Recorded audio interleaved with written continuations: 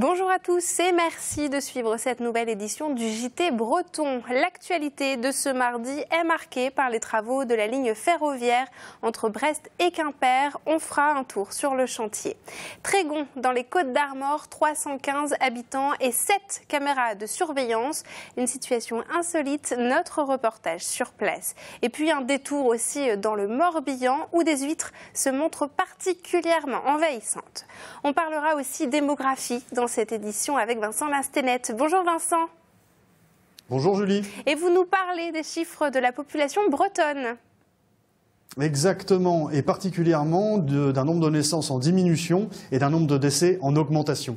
Eh bien, on vous retrouve. Pas très bonne nouvelle. Non, une pas très bonne nouvelle. Vous nous expliquerez tout ça dans un instant.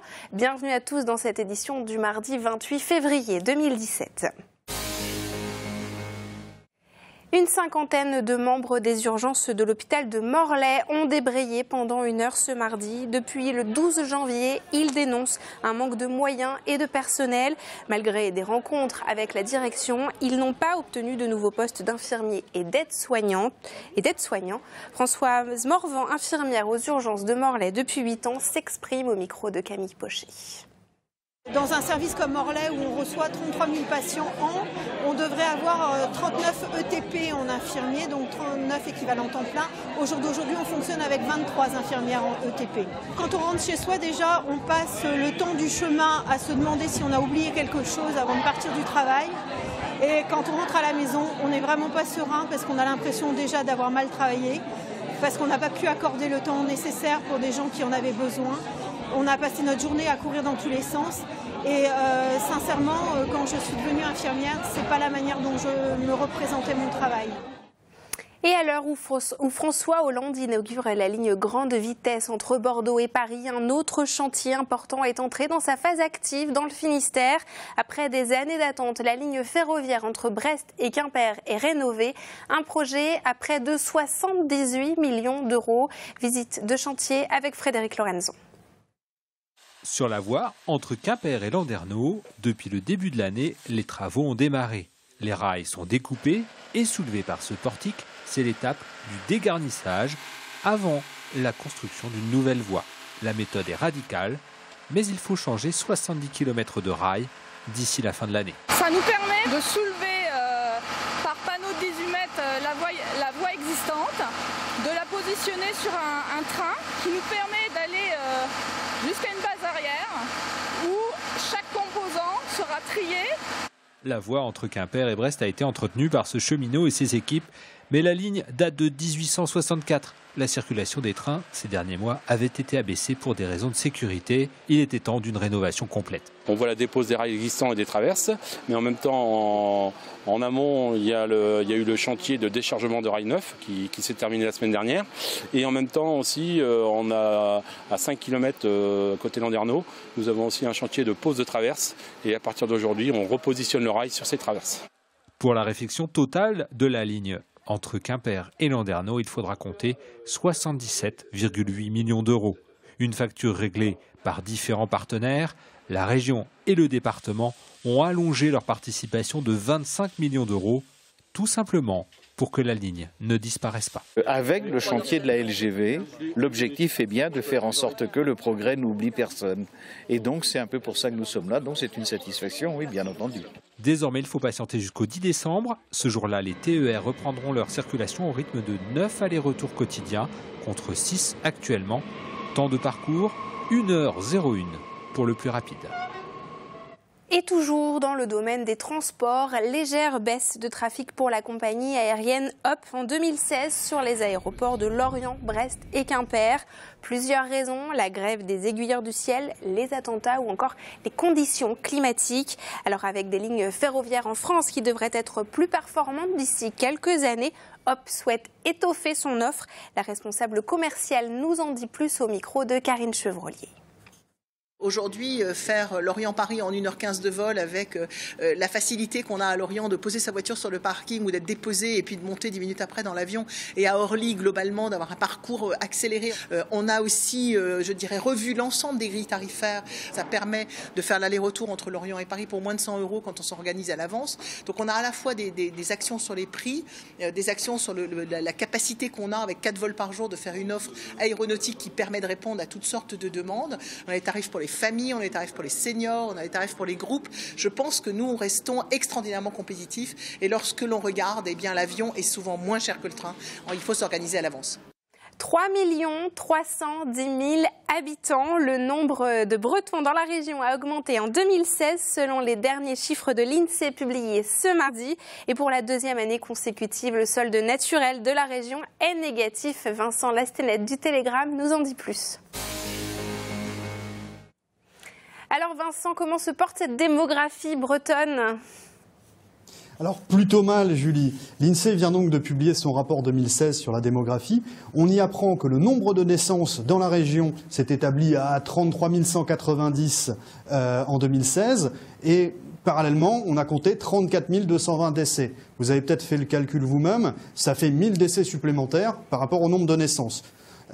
C'est la deuxième année consécutive que ce fameux solde naturel est négatif et c'est du jamais vu en période de paix depuis les premiers recensements napoléoniens au début du 19e siècle. Alors qu'est-ce qui explique cette mauvaise situation ?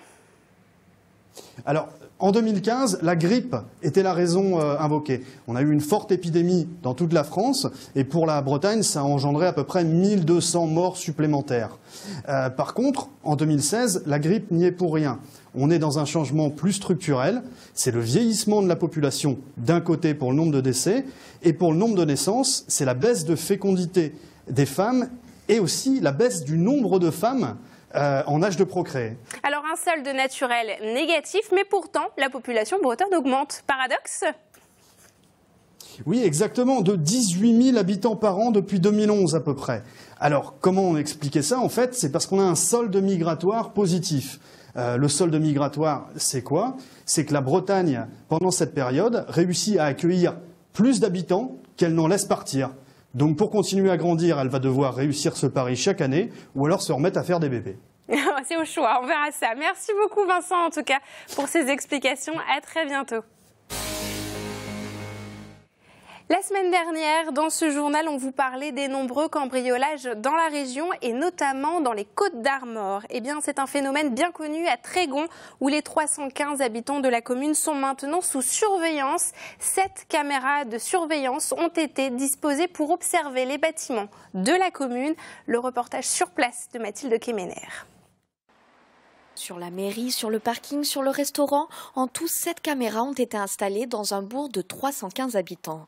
L'entreprise chargée de l'installation n'en revient pas. Ils ont été appelés par le maire délégué après de multiples cambriolages. Ah, ici, c'est un cas très extrême. C'est un cas extrême, oui, parce que 3 fois en quelques mois, c'est très rare. C'est très très rare. Oui. Les 3 cambriolages en 3 mois ont touché le tout nouveau bar-tabac-restaurant. À chaque fois, ce sont les cigarettes qui ont été dérobées. Aujourd'hui, je me sens un peu plus rassurée forcément, on n'est jamais sûr de rien, mais bon, vu ce que la commune a mis en place à l'extérieur, et moi donc j'ai mis en place aussi un système de sécurité, de surveillance à l'intérieur de mon bar, qui m'a coûté quand même 17 000 €. Des caméras qui étaient présentes lors du dernier cambriolage, mais elles n'ont pas permis de retrouver les malfaiteurs. Pourtant, le maire délégué reste convaincu de l'utilité de ce dispositif qui a coûté 8 000 €. On a vu les cambrioleurs, mais cagoulés, gantés, tout ce qu'on veut. Et la voiture, on n'a pas vu les plaques. Il n'y avait pas assez d'éclairage. C'est pas, ça va pas servir, c'est pas efficace à 100%, mais je dirais que ça, à 90%, ça doit limiter quand même. Depuis, l'éclairage public reste allumé toute la nuit autour du commerce. Pour ce maire délégué, toutes les mesures ont été prises pour conserver le seul et tout nouveau commerce de son bourg.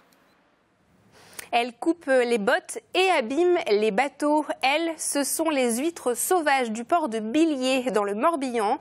Depuis 15 ans, elles prolifèrent. Aujourd'hui, la mairie tente de les évacuer. Des analyses ont été effectuées ce mardi matin et Fanny Coconnier nous en dit plus. Elles affleurent à marée basse et gênent les randonneurs et les plaisanciers. Par endroits, les amoncellements d'huîtres peuvent mesurer jusqu'à 1 mètre. J'avais l'habitude de sortir le bateau à 3 heures de la marée basse avec, on va dire, une plage de sécurité au niveau de mon tirant d'eau. Cette plage de sécurité diminue petit à petit et bientôt, mon temps de sortie sera réduit de manière importante. Le tirant d'eau, en 10 ans, a baissé de 70 cm. En 2016, la municipalité a fait réaliser une première étude. Elle conclut à la présence de 1500 mètres cubes d'huîtres sauvages et à la présence de toxiques. On a rencontré pas mal de mauvaises surprises. Déjà sur la quantité d'huîtres, on n'envisageait pas un tel volume, une telle masse. Ensuite, on a eu des surprises sur la nature, parce que c'est pas que des huîtres, il y a 80% de matrices vaseuses et des mauvaises surprises sur des contaminations, sur des produits qu'on appelle HAP, donc des hydrocarbures, et aussi sur un produit anti-fouling, le TBT, le tributylétain. Cette contamination rend impossible le projet initial de revaloriser les huîtres. Les élus travaillent maintenant à leur évacuation. Ce mardi, des prélèvements ont été effectués pour déterminer le contenu précis des huîtres et par conséquent leur destination. Le laboratoire va déterminer donc les concentrations des paramètres et puis après ça on pourra décider de tel ou tel centre pour enfouir éventuellement ces déchets. Déchets inertes, dangereux ou non dangereux selon leur qualification, le coût de traitement n'est pas le même, au moins 200 000 €. Les résultats sont attendus d'ici 2 à 3 semaines. Et comme chaque jour, on termine cette édition avec le Tour de Bretagne en 60 secondes. Regardez. À Loudéac, une campagne d'abattage d'arbres a débuté. 47 d'entre eux sont appelés à disparaître. D'où sans doute cette grosse mobilisation des personnels de la ville. 1 pour couper les branches, 4 pour les transporter sur 50 cm. Tiens. À Guingamp, grosse ambiance au stade du Roudourou, non pas pour un match de foot, mais pour le casting de N'oubliez pas les paroles, l'émission de France 2. Alors au menu pour 12 présélectionnés parmi 80 candidats, du Rita, du Johnny, du Céline et quand même un chant de supporters. Et enfin, avis de fortes vagues sur les côtes bretonnes. Vous avez été nombreux à poster des vidéos sur les plateformes web et les réseaux sociaux. Petit tour d'horizon donc grâce à Jean-Marie Roux, Britonaini, Sylvain et Cigicop58. Merci à eux et si vous aussi vous en avez, n'hésitez pas, mais restez prudents. Merci à eux pour ces belles images et merci à vous de nous suivre chaque jour. Vous pouvez évidemment également nous suivre sur les réseaux sociaux de TBO, TB Sud et du Télégramme. Vous avez également les sites internet pour revoir cette édition et tous nos magazines. On se retrouve demain à 19 h pour un nouveau point sur l'actualité régionale. D'ici là, très bonne soirée sur vos antennes bretonnes.